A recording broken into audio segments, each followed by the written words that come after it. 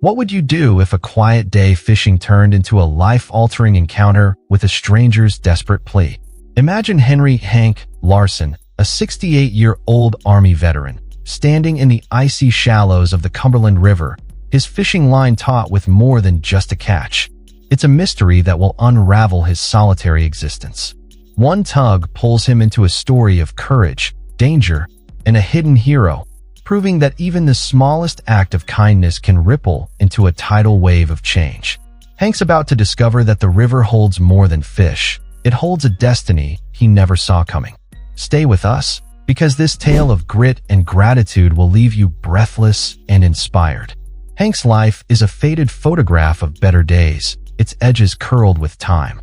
Once a soldier who braved the jungles of Vietnam, he now lives in a sagging trailer on the outskirts of Clarksville, Tennessee, where the Cumberland River winds through the pines like a silver thread.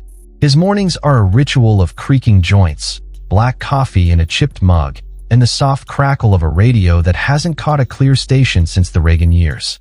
The river's his sanctuary, its steady flow a balm for a heart heavy with memories of gunfire, of lost brothers, of a life that once held purpose. Today, November's gray sky hangs low, the air sharp with the promise of frost, and Hank's wading in, his old waders patched with duct tape, his tackle box rusted but loyal. He casts his line, the plink of the sinker a quiet prayer for peace, or maybe just a base to fry for dinner. But as the line tightens, it's no fish on the other end. It's a man, half drowned and clinging to a snag in the shallows, his eyes wild with a fear Hank knows too well.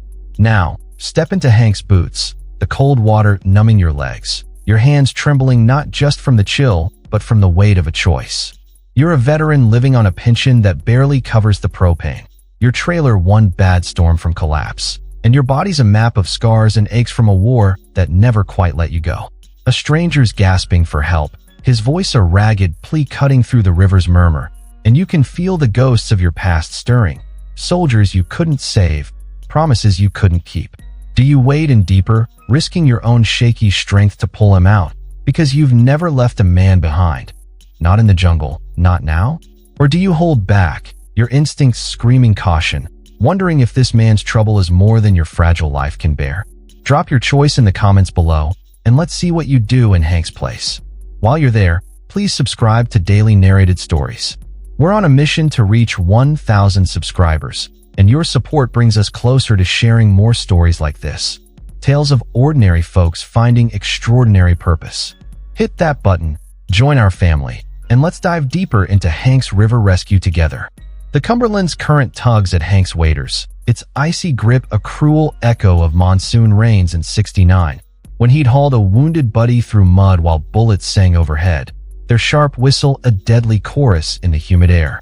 He squints through the mist rising off the water. The strangers form a dark blur against the pale riverbed, his silhouette jagged against the smooth flow of the current.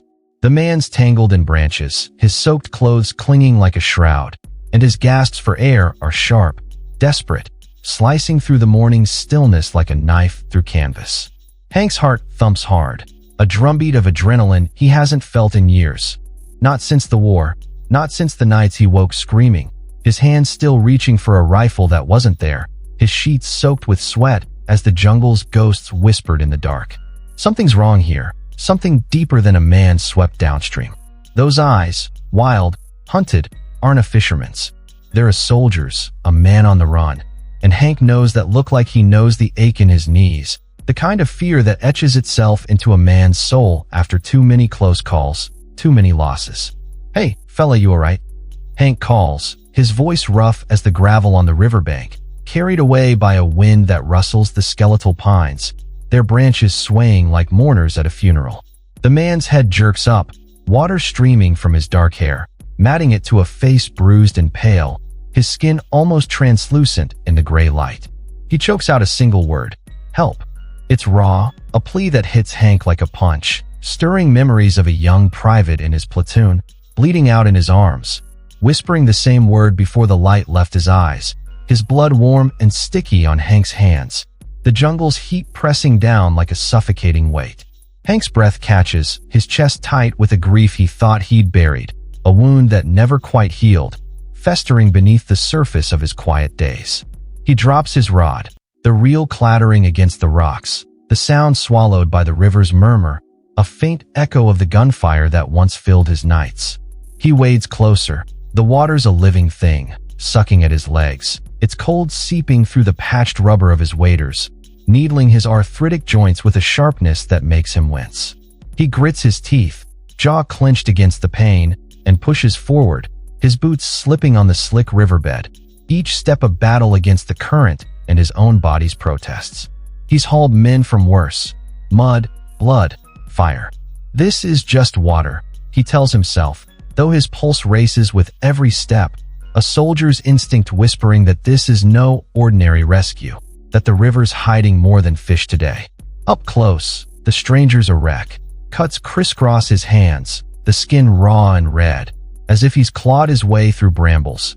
A bruise blooms purple on his cheek, its edges fading to a sickly yellow, and his jacket's torn at the shoulder, the fabric frayed like he's been dragged through a nightmare, threads hanging loose like the unraveling edges of his story.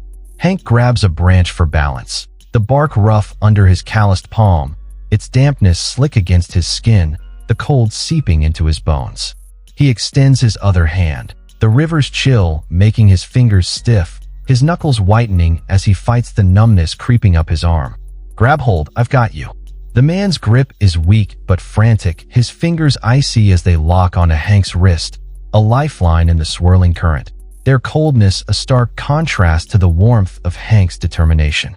With a grunt, Hank pulls, his muscles straining under his faded flannel shirt, the kind of strength forged by years of survival, not gym mirrors, a strength that's carried him through firefights and foxholes, through nights when the only thing keeping him alive was the promise of dawn.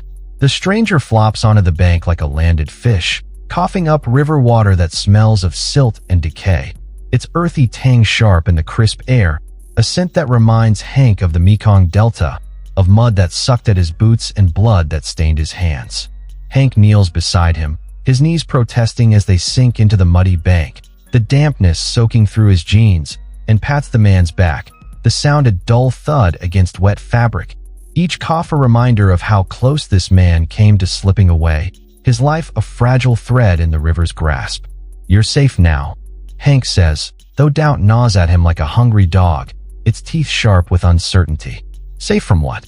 The man's shivering, his teeth chattering like a Morse code SOS, his breath fogging in the November air, each exhale a small cloud that dissipates into the mist.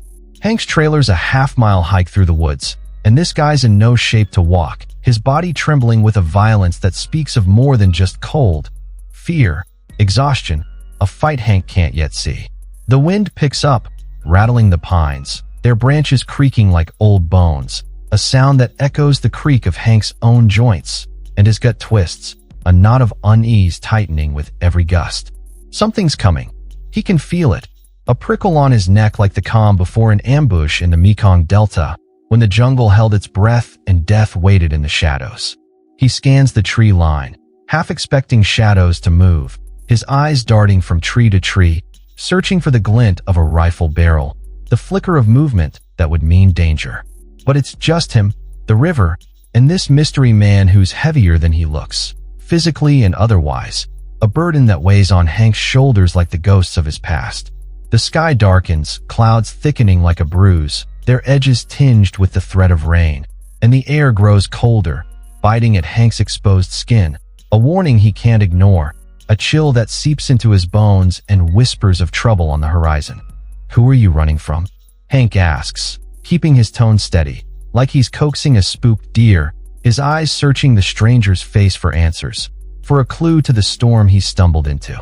The man's gaze flickers, locking onto Hank's with an intensity that makes his skin crawl, a look that's both pleading and guarded, as if he's weighing whether to trust this grizzled veteran with a truth too heavy to carry alone. They're close, he rasps, voice barely above a whisper, each word a struggle against the cold gripping his lungs, his breath hitching with the effort. Can't let them find me.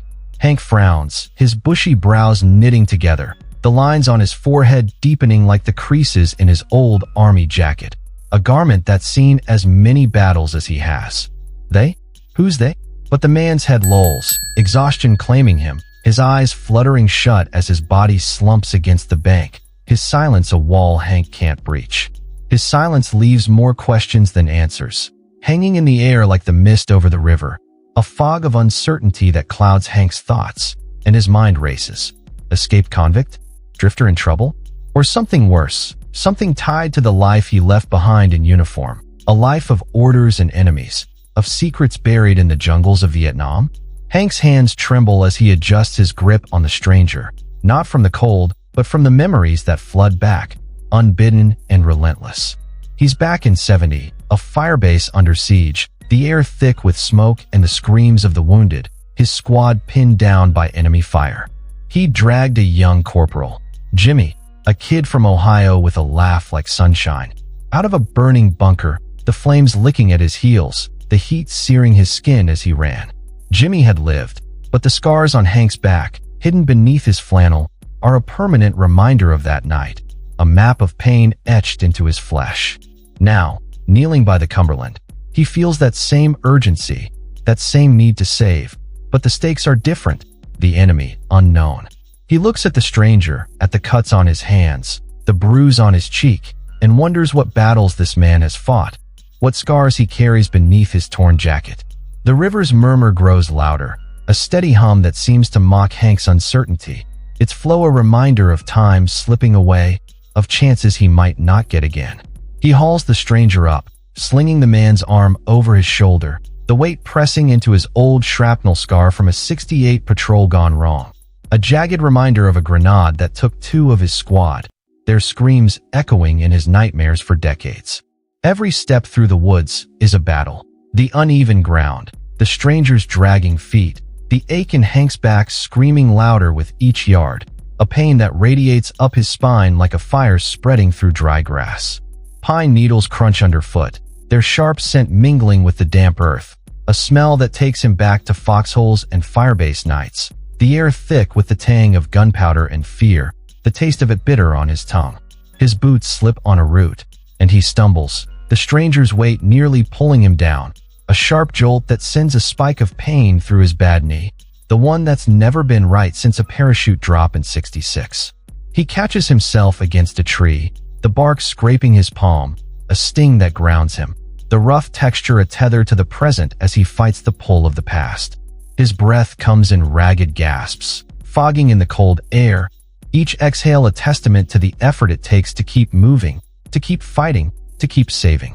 The woods are a labyrinth of shadows, the pines towering overhead, their branches weaving a canopy that blocks out what little light remains, casting dappled patterns on the forest floor. Hank's eyes dart around, searching for threats, his senses heightened by years of training that never quite faded. A squirrel skitters up a tree, its claws scratching against the bark, and Hank flinches, his free hand instinctively reaching for a sidearm that isn't there, a reflex from a time when every sound could mean death. He curses under his breath, shaking his head to clear the fog of memory, but the woods seem to close in, their silence oppressive, broken only by the rustle of leaves and the stranger's shallow breathing. Hank's mind churns with questions.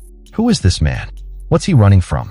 And why does Hank feel like he's been pulled into a war he didn't sign up for? The river's murmur fades as they move deeper into the woods, replaced by the creak of branches and the distant hoot of an owl, a sound that sends a shiver down Hank's spine, a reminder of nights spent on watch, waiting for an enemy that always came. His trailer looms ahead, a tin box patched with duct tape and hope, its porch sagging like it's tired of standing, the roof speckled with rust like freckles on an old face. The sight of it brings a flicker of relief, a beacon of safety in the growing dark, but Hank's unease lingers, a shadow that follows him across the threshold.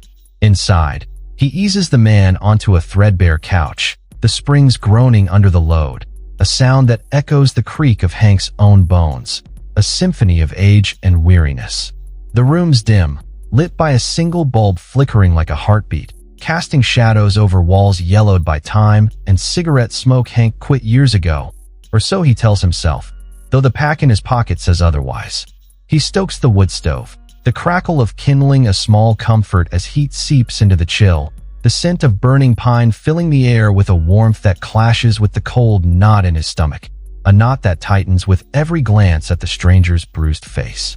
The stranger's breathing steadies, but his face, pale, taut, still holds secrets, his lips tinged blue from the river's grip, a stark contrast to the flush of life slowly returning to his cheeks. Hank rummages through his kitchen, the clink of a tin mug against the counter a familiar sound as he heats water on a propane stove that's seen better days, its flames sputtering like it's as tired as he is, the blue glow a faint promise of warmth. He wraps the man in a wool blanket, its itchiness a small price for warmth, the coarse fibers scratching against his own hands as he tucks it around the stranger's shoulders, the texture a reminder of army-issued blankets that never quite kept out the cold. He presses a mug of weak tea into the man's hands, the steam curling upward like a ghost rising from the river, its faint chamomile scent a fragile peace in the tense air, a scent that reminds Hank of his late wife, Clara, who used to brew the same tea on nights when his nightmares kept them both awake. "Drink this, then talk," Hank says, his voice gruff but not unkind, a tone honed by years of giving orders, of coaxing scared boys through their first firefights. The stranger nods, sipping slow, the mug trembling in his grip as the heat revives him, his shivering slowing to a faint tremor, his fingers tightening around the tin as if it's the only thing anchoring him to the world. He studies Hank, his eyes tracing the lines of a face weathered by war and time, lingering on the faded army tattoo peeking from under Hank's rolled sleeve, a screaming eagle inked in '67, now blurred but proud, a symbol of a life Hank can't quite leave behind. "Name's Jack," he finally says, voice hoarse but stronger, each word a small victory over the cold, over the fear that still lingers in his gaze. "Jack, read." Hank leans against the counter, arms crossed, his flannel shirt stretched tight over shoulders that still carry the ghost of a soldier's strength, the fabric worn thin at the elbows, a testament to years of hard living. "All right, Jack, read. What's chasing you?" Jack's eyes drop to the mug, fingers tightening around it like it's a lifeline, the tin dented under his grip, a small imperfection that mirrors the cracks in his composure. "I can't not yet, but I owe you, mister. More than you know." Hank snorts, a dry sound born of skepticism and too many hard years, his breath fogging in the cool air of the trailer, a reminder of the chill that still clings to them both. "I ain't mister. I'm Hank Larson, and I didn't fish you out for favors. Just don't like seeing a man drown." The afternoon fades into dusk, the trailer's windows glowing orange with a sunset Hank barely notices, its light filtering through grimy glass to paint the room in shades of fire and shadow, a warmth that feels hollow against the tension in the air. Jack's asleep, his chest rising and falling under the blanket, the rhythm steady but shallow, a man clinging to life after a battle Hank can only guess at, his face relaxed in sleep, but still etched with the lines of a fight not yet won. Hank's restless, his mind a tangle of questions that knot tighter with every passing hour, each one a thread in a web he can't untangle. He steps onto the porch, the boards creaking under his boots, a sound as familiar as his own heartbeat, and lights a cigarette he swore he'd given up, a habit that creeps back when his nerves jangle, the acrid smoke a bitter comfort, its taste sharp on his tongue, a reminder of nights spent on watch, waiting for an enemy that always came. The river's a silver thread in the distance, its murmur drowned by the hum of cicadas and something else, a low rumble he can't place, a vibration in the air that sets his teeth on edge, a sound that's too mechanical, too deliberate to be natural. He exhales smoke, watching it drift into the twilight, a gray wisp against the deepening blue, and wonders if he's just hauled trouble into his life, a storm he can't outrun. 50 years ago, he'd have charged into this mystery, rifle in hand, his squad at his back, their laughter a shield against the fear. Now, he's got a bad knee, a leaky roof, and a bank account that's more moth than money, a life held together by duct tape and stubbornness. What's he supposed to do with a half-dead stranger who talks like he's got enemies in the shadows? Hank's thoughts drift to Clara, his wife of 30 years, gone now for a decade. Her absence a hole he can't fill, a silence louder than the river's song. She'd known how to calm him, her voice soft as the chamomile tea she brewed, her touch a balm for the wounds he carried, both visible and hidden. She'd have known what to do with Jack, how to coax his story out, how to make sense of the fear in his eyes. Hank can almost hear her now, her laughter a melody in the wind, telling him to trust his gut, to do what's right, even when it's hard. But Clara's gone, and Hank's alone. The weight of his choice is heavier than the stranger on his couch, heavier than the rifle he keeps in the closet, a relic of a life he thought he'd left behind. Night falls heavy, the kind of dark that presses against the windows like it wants in, the stars hidden by a thick blanket of clouds that promise rain, their edges glowing faintly with the threat of a storm. Hank's dozing in his armchair, a Vietnam memoir open on his lap, the pages yellowed and dog-eared, the words blurring as his eyes grow heavy, when a thud jolts him awake, his heart leaping into his throat, a surge of adrenaline that pulls him back to the present. Jack's on his feet, swaying, eyes wide as he peers through the blinds, the slats casting striped shadows across his bruised face, his breath coming in short, sharp gasps. "They're here," he whispers, panic threading his voice, a tremor that sends a chill down Hank's spine, a fear that's contagious, spreading through the trailer like wildfire. Before Hank can ask, headlights slice through the dark, two black SUVs tearing up the dirt road, gravel spitting under their tires, the sound a harsh growl in the quiet night, a predator's roar that shatters the stillness. Hank's pulse spikes, adrenaline flooding his veins like it's 1970 and Charlie's closing in, the jungle's heat replaced by the trailer's chill, the scent of gunpowder replaced by the faint tang of pine and smoke. He grabs his old deer rifle from the closet, the wood smooth under his grip, its weight of familiar comfort as he chambers around with a click that echoes in the silence, a sound that pulls him back to a firebase under siege, to nights when survival was a roll of the dice. "Who's they?" Hank demands, his voice low and sharp, the soldier in him waking up, his hands steady despite the tremor of age, his eyes narrowing as he takes in Jack's pale face, the sweat beading on his forehead despite the chill. Jack's face pales further, his eyes darting to the window as the headlights grow brighter, pinning the trailer in their glare, a spotlight on a stage Hank never wanted to step onto. "Enemy's mine. Yours too, maybe," he says, his voice a ragged whisper, the words cryptic and heavy with a truth Hank can't yet grasp, a puzzle with pieces he doesn't have. The answer only fuels Hank's unease, a fire in his gut that burns hotter with every second. But there's no time to dig deeper, no time to unravel the mystery of Jack's words. The vehicles stop, doors slamming with a force that shakes the night, the sound of thunderclap in the stillness, and silhouettes move in the dark. 5, maybe 6, their steps purposeful, their shapes blurred by the glare of the headlights, their shadows long and menacing against the trailer's walls. Hank's trailer's no fortress, just a tin can against whatever's coming, its walls thin as his patience, its windows rattling in the wind, a fragile barrier between him and the danger outside. "Stay down," Hank orders, crouching by the window, rifle steady despite the tremor in his hands, the cold metal a grounding weight against his racing heart, a lifeline in the storm of uncertainty. A knock rattles the door, hard, insistent, the kind that demands obedience, a sound that echoes like a gunshot in the tense air, a call to battle Hank can't ignore. "Open up, Larson. We know he's in there." The voice is clipped, military, and Hank's stomach drops, a cold sweat breaking out on his forehead, his breath hitching as the words sink in. How do they know his name? His mind races, old debts, past missions, faces he buried long ago in the jungles of Vietnam, enemies he thought he'd left behind when he hung up his uniform.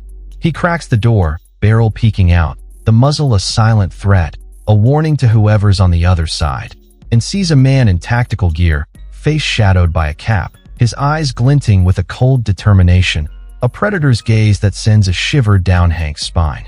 "Who are you after?" Hank growls, buying time, his finger hovering near the trigger, the rifle's weight a reminder of battles he thought he'd left behind, of nights when the only thing between him and death was the weapon in his hands. "Jack Reed. Hand him over." And this ends quiet. The man's tone's cold, but there's a twitch in his jaw, nerves, maybe, or impatience, a crack in his armor that Hank notices, filing it away like he used to on patrol, a detail that could mean the difference between life and death.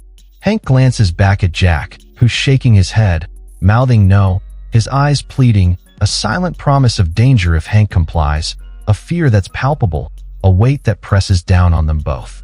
The standoff stretches, tension thick as the river mud, the air heavy with the scent of diesel and fear, a storm brewing in the space between them, until a new sound cuts through, a chopper's thump-thump, low and fast, closing in from the east, its roar a lifeline in the dark. The men outside curse, scattering as floodlights bathe the yard in white, the glare blinding, dust swirling like a storm as the helicopter touches down, its rotors a deafening roar that drowns out the night, a sound that promises salvation or judgment. Soldiers spill out, rifles up, shouting orders that crack like thunder, their boots hitting the ground with a synchronized thud that reverberates through the trailer's thin walls, a rhythm of discipline that Hank recognizes from his own days in uniform. The tactical team bolts, tires squealing as they peel away, their taillights fading into the dark, a retreat that feels too easy, too quick, leaving Hank's nerves jangling with suspicion. The chopper's crew isn't chasing, they're focused on the trailer, on the man inside, and Hank's grip on the rifle tightens, his instincts screaming that this isn't over, that the danger's only shifted, not vanished. A colonel steps forward, his insignia glinting in the floodlights, his boots crunching gravel as he approaches Hank's porch, his presence a stark contrast to the chaos of moments before, a calm in the eye of the storm. "Henry Larson?" he asks, voice calm but commanding, his eyes sharp as they take in Hank's rifle, the trailer, the man trembling behind him, a gaze that sees more than Hank wants to show. Hank lowers his weapon, confusion warring with relief, his breath fogging in the cold night air, a cloud of uncertainty that mirrors his thoughts. "Yeah, what's this about?" The colonel's gaze shifts to Jack, who's limped to the doorway, a faint smile breaking through his exhaustion, his posture straightening despite the pain etched into his features, a soldier stepping into the light. "You just saved one of our own, Mr. Larson." Major Jack Reed, Special Forces. He's been on the run from a rogue cell hunting him for what he knows. Hank's jaw drops, the rifle slipping in his grip, the weight of the revelation hitting him like a mortar round, a blast that shatters the fragile calm he'd clung to. "Major." Jack nods, stepping into the light, his torn jacket now a badge of honor, his eyes steady despite the bruises marring his face, a man transformed by the truth of his identity. "I was undercover, Hank. Got too close to something big. Enemy operative stateside, working to destabilize military ops. They ambushed me upstream. Thought I'd lost them till you pulled me out." The colonel claps Hank's shoulder, the gesture heavy with respect, his hand firm against Hank's flannel, a touch that grounds him in the surreal moment. "You've got instincts, soldier. Reed's alive because of you." The soldiers secure the area, their movements precise, a dance of discipline that Hank recognizes from his own days in uniform, a choreography of survival that feels both foreign and familiar. Jack's escorted to the chopper, his limp more pronounced now, but his head's high, a soldier returning to his own, his mission unfinished but his life preserved. Hank watches, the floodlights casting long shadows across the yard, the gravel glinting like shattered glass under the glare, a battlefield transformed by the light of truth. The colonel lingers, pulling a small envelope from his jacket, the paper crisp against the night's chaos, a stark contrast to the dirt and blood of the day. "This is for you," he says, his voice softer now, a warmth in his tone that catches Hank off guard, a kindness he hadn't expected. "Reed told us about your situation, your service, your struggles. The army takes care of its own." Hank opens the envelope, his fingers trembling not from the cold but from a dawning hope, a light breaking through the darkness of his doubts, and finds a check, enough to fix the trailer, pay the bills, maybe even buy a new fishing rod, a lifeline he never thought he'd see. A note inside reads, "For a brother in arms, from those you've saved." The chopper lifts off, its roar fading into the night, leaving Hank on his porch, the envelope clutched in his hands, the paper crinkling under his grip. The Cumberland flows on, its whispers now laced with pride, a song of redemption that drowns out the ghosts of his past. Hank lights another cigarette, the ember glowing like a tiny beacon in the dark, and reflects on a life that's suddenly bigger than he ever imagined. A poor veteran, scraping by on river fish and memories, just turned the tide for a hero he didn't even know. He's not just a man who survived war. He's a man who still fights for others, even when the battlefield's a muddy riverbank, even when his own life's a threadbare quilt of loss and longing. This moment, this night, is a stitch in that quilt, a patch of light against the dark, a reminder that courage doesn't fade with age. It just waits for the right current to carry it forward. Hank's story isn't just his. It's a mirror for us all, reflecting the quiet heroism that lives in the smallest acts of kindness. A hand extended in a river, a door opened in the night. These are the threads that weave a tapestry of resilience, of hope, of the unbreakable bonds forged in shared struggle. Hank didn't seek glory, but it found him, proving that every deed, no matter how small, can ripple into something eternal, something that outlives the battles we fight. So think about a time you helped someone, no questions asked, a moment where you acted on instinct, on heart. How did it change you? Drop your story in the comments. We're building a community of quiet heroes at Daily Narrated Stories, and your voice matters in this circle of care. 5 months later, Hank's trailer's transformed. The roof's new, the walls insulated, the porch sturdy enough to hold a rocking chair where he sips coffee on crisp mornings, watching the river glint in the dawn. The check from the army was a lifeline, but it's the visits from Jack that truly mend his heart. Jack, now recovered, stops by when he's in town, his limp gone, his gratitude a bond stronger than steel. They fish together, their lines cast side by side, sharing stories of battles fought and won, the river a witness to their brotherhood. Hank's not poor anymore, not in spirit, not in purpose. He's a regular at the local VA now, sharing coffee and laughter with men who call him the River Guy, a nickname that makes him smile, a badge of honor he never expected. He's found what war never gave him, a legacy that outlives the gunfire, a purpose that fills the empty spaces left by loss. At Daily Narrated Stories, we live for tales like these, stories of hope and grit that light up the dark, reminding us that heroism isn't just on battlefields but in the quiet moments where we choose to care. Don't let this be the end.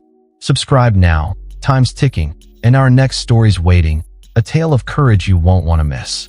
Hit that bell, join us before the chance slips away, and let's keep the fire of these life-changing narratives burning bright.